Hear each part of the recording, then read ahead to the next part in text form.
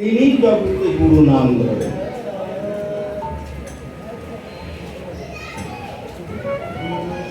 গুরু কল্পতরু। আপনি যদি গুরুচরণে আত্মনিবেদন করে গুরুর চরণে কোনো কিছু চাইতে পারেন, আর সেই চাওয়ায় যদি ভাগ না থাকে, তাহলে গুরুদেব অবশ্যই আপনার সেই মনের ইচ্ছা পূর্ণ করবেন। আপনার উদ্দেশ্য যদি মহৎ থাকে, গুরুর চরণে যদি আত্মনিবেদন করে থাকেন, মনে রাখবেন গুরুর চরণ তখন আপনার কাছে হবে কল্পতরু। ওই কল্পতরুর কাছে আপনি যাহা কিছু চাবেন, কল্পতরু আপনাকে তাই দান করবে।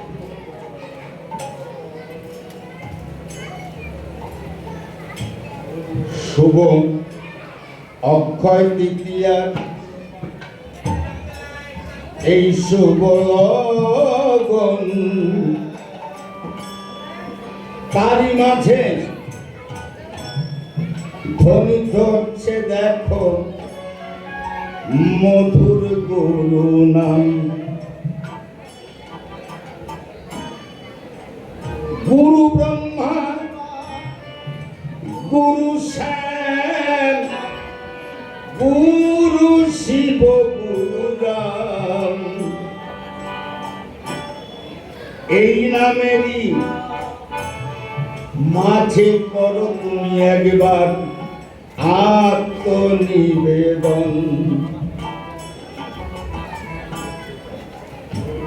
গুরু হলো কল্পতরু, রাখিবে শরণ। গুরুর চরণ প্রান্তে স্বর্গ করিবে মনন। আসা যাওয়ার সন্ধিক্ষণে এ বিশ্ব ভুবনে থাকে যেন সদাই গুরুর চরণ তোমার এই নামনে। যাত্রা পথে যদি কখনো আপনি গুরুর চরণ অন্তর মন্দিরে করিয়া স্থাপন, আপনি যদি যাত্রাকালীন সময় রওনা করেন, আপনার জার্নি পথের দায়িত্ব গুরুদেব নিজেই গ্রহণ করবেন।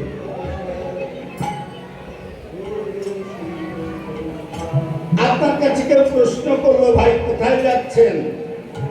আপনি নিশ্চিন্তে বলছেন, ভাই বরিশাল যাই। এইটা কি কোনো সঠিক উত্তর হলো? ভাই কোথায় যাচ্ছেন? ঢাকায় যাই। মনে রাখবেন ওই দায়িত্ব কিন্তু আপনার।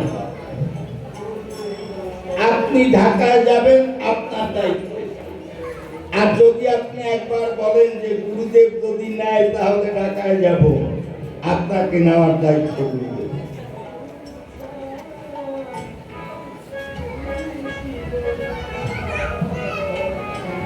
গুরু কেমন গো? প্রসঙ্গক্রমে বলি মধুময় বৃন্দাবন। ভক্ত একজন নিত্য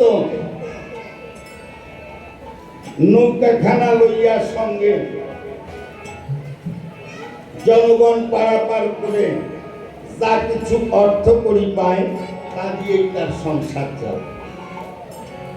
ওই পথে নারদ মুনি নিত্য নিত্য করে গমন। নারদকে করিয়া দর্শন। ওই মাঝি রোজ রোজ নারদের চরণ ধরে বলে, তুমি আমায় দীক্ষা প্রদান করো, আমি তোমাকে গুরু রূপে বরণ করব। নারদ বলে, শোনো ভাই, আমি জীবনে প্রতিজ্ঞা করেছি কোনোদিন কাউকে শিষ্য রূপে গ্রহণ করব না। হাত জোর করে বলে, গুরুদেব আমি তো তোমাকে গুরু রূপে বেছে নিয়েছি, তুমি আমায় দীক্ষা দাও।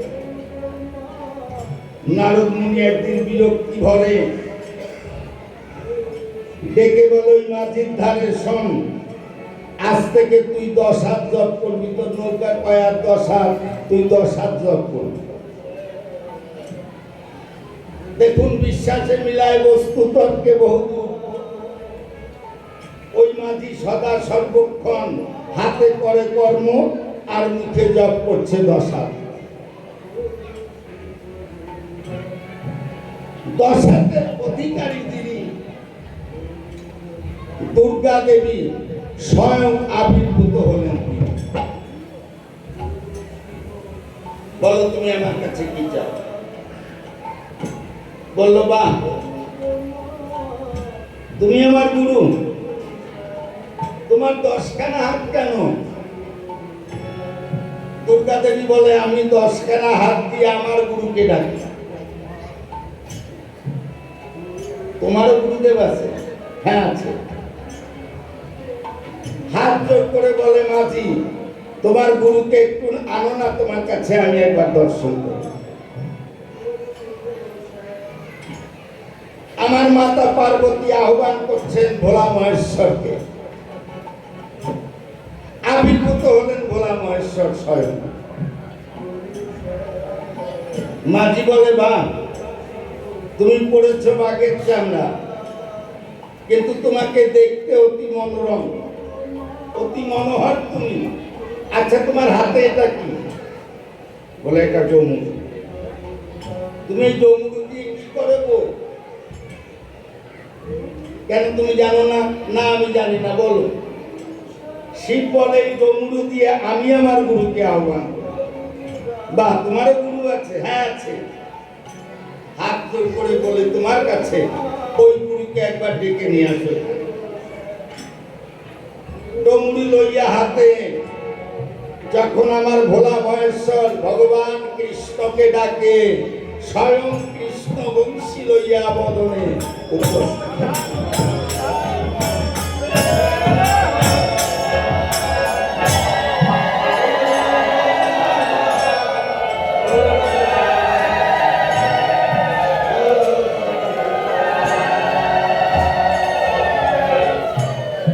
যখন হাতে লইয়া মোহনবাসী অধরে আমার কৃষ্ণের হাসি, যখনই উপনীত হলেন ওই মাঝি ডেকে বলে এমন রূপ আমি কোনোদিন দর্শন করি নাই। বাহ তোমার হাতে এটা কি? ভগবান বললেন হাতে এটা বাঁশি। তুমি বাঁশি দিয়ে কি করো? ভগবান বললেন শোনো, আমি এই বাঁশি দিয়ে আমার গুরুকে আহ্বান করি। বাহ তোমারও গুরু আছে? হ্যাঁ।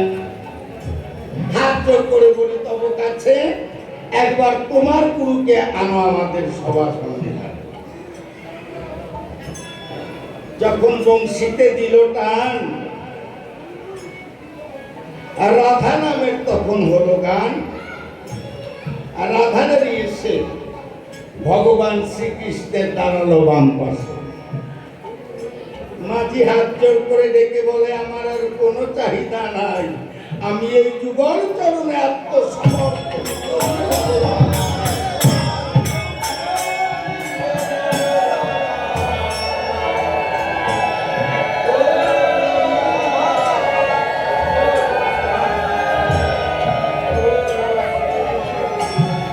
যদি কেউ যুগল চরণ করে দর্শন, তার কিছু কি আর চাওয়ার আছে? হ্যাঁ, 10 হাত জপ করে ভগবান স্বয়ং এবং মাঝির ধারে বিশ্বাসী মিলায় বস্তু তর্কে কি করছি? আপন আপন আপন করে তোমার জিনিসে যায়, ভগবানের করি কিছু সম্বল নাহি হয়। আরে বলতে ধরো গুরুর চরণ, গুরুদেব কৃপা করে আশিস করবেন দান। অবধূত সংজ্ঞায়িত এই নামধুর নামে এলাম স্থানে আপন আপন নাম। যার যার অন্তর মাঝে কৃষ্ণ নাম জপ, গুরুদেবের চরণ তোমার নামের মাঝে তোমার গোনাদিন ফুরায় ভবকালের করি কিছু সম্ভব নাই হয় কারের করি বলতে জানি এই যে মধুর গান সঙ্গে সাধু গুরুজন আর বৈষ্ণবের চরণ আমার আমার করে তুমি যে ফুরায় গেল ভবকালের কথা কোনো সম্ভব নাই হলো সবার নামে